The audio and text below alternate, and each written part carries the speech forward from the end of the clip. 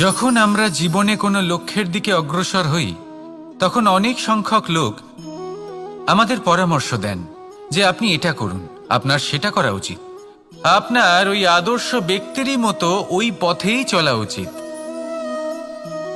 আমাদের ভালো লাগে, আমরা তা অনুসরণ করতে থাকি, কারণ সেই পথে 1 বা 10 জন মানুষ চলে নিজের লক্ষ্য প্রাপ্ত করে ফেলেছেন। এবার সেই লোকেরা সেই পথে চলে নিজের লক্ষ্য প্রাপ্ত করেছেন, তার মানে কি এটাই যে আমাদেরও লক্ষ্য প্রাপ্তি হয়ে যাবে? কোনো মানে নেই। আমি আপনার কাছে একটা সহজ প্রশ্ন রাখছি, সেই আদর্শ ব্যক্তি কি আপনি? আপনি নন। সেই ব্যক্তি হলেন অন্য কেউ, যার নিজস্ব ভাবনা রয়েছে, নিজের বিচারধারা আছে, নিজের কর্ম আছে, নিজের অভিজ্ঞতা আছে, নিজের গুণ নিজের অপগুণ আছে, তাদের নিজেদের একটা যাত্রা আছে, নিজের লক্ষ্য আছে। তিনি আপনি নন। যদি কথা বলি আপনার বিষয়ে, আপনার বিষয়ে সব থেকে বেশি কে জানে? আপনার যাত্রা, আপনার লক্ষ্যের বিষয়, আপনার ভাবনা চিন্তা, আপনার বিচারধারা, আপনার কর্মের বিষয়, আপনার কামনার বিষয়, আপনার অভিজ্ঞতার বিষয়, এই সব বিষয়ে সব থেকে বেশি যদি কেউ জানে তিনি হলেন স্বয়ং আপনি। তাই নিজের জীবনে কোনো পথ নির্বাচন করবেন আর কিভাবে সামনে এগোবেন, এই নির্বাচনও শ্রেষ্ঠ হবে যদি সেটা আপনি নিজেই করেন। আপনি আপনার জীবনকে নিরীক্ষণ করুন, বুঝুন, আর নিজের লক্ষ্য গিয়ে প্রাপ্ত করে ফেলুন।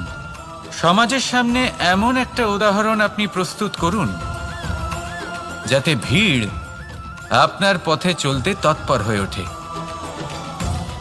আসুন আর আমার সাথে ভালোবেসে বলুন, রাধা রাধা। সংকট, সমস্যা, বিপদ, এগুলো তো সকলের জীবনেই আসে। অনেক সময় এমন হয় যে মানুষের জীবনে যখন এমন কোনো বিপদ আসে তখন সে ভয়ভীত হয়ে পড়ে, চিন্তিত হয়ে পড়ে, নিরাশ হয়ে যায়। কিন্তু আমি আপনাকে একটা সত্যি কথা বলি যে আমাদের ব্যক্তিত্বের বিকাশের জন্য, আমাদের নিজেদের লক্ষ্যে পৌঁছে দেবার জন্য এই সংকট, এই সমস্যা, এগুলো অত্যন্ত গুরুত্বপূর্ণ। আর এর উদাহরণ আমি নয় বরং প্রকৃতি স্বয়ং দেবে।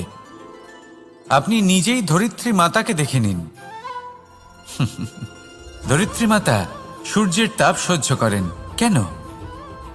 যাতে পৃথিবীতে যে জল রয়েছে তা বাষ্পে পরিণত হয়ে ওপরে উঠে মেঘ হয়, আর পৃথিবীতে বর্ষা হয়ে ফিরতে পারে, নতুন জীবন দান করে।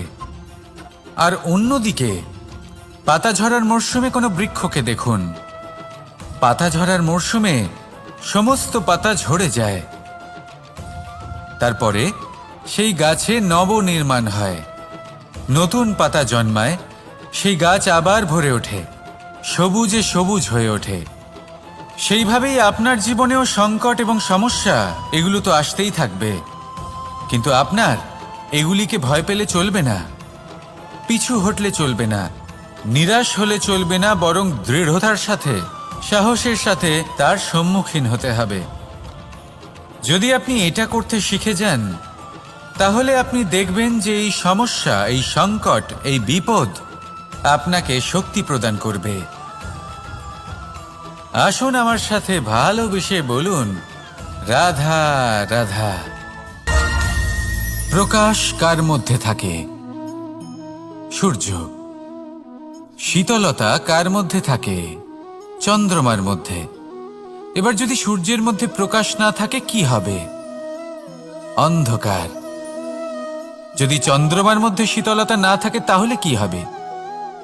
মহা অন্ধকার।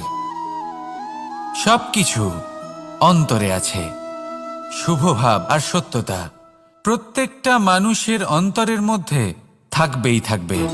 যদি এটা না থাকে তাহলে জেনে রাখুন কিছুই নেই।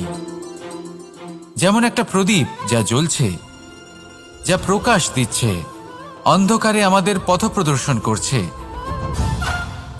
কেন জ্বলে? কারণ ওর মধ্যে একটা সলতে আছে যা জ্বলছে। সলতে কেন জ্বলে? কারণ তার ভিতর ঘি আছে যা ওই সলতেকে জ্বলতে সাহায্য করে। সবকিছুই আমাদের মনের ভিতরেই রয়েছে, ভালো ভাব এবং সততাও। এই নিয়েই কর্ম করতে থাকুন আর জীবনের সামনে এগোতে থাকুন। সমস্ত জীবন আলোকিত হয়ে উঠবে। আসুন আর আমার সাথে ভালোবেসে বলুন, রাধা রাধা।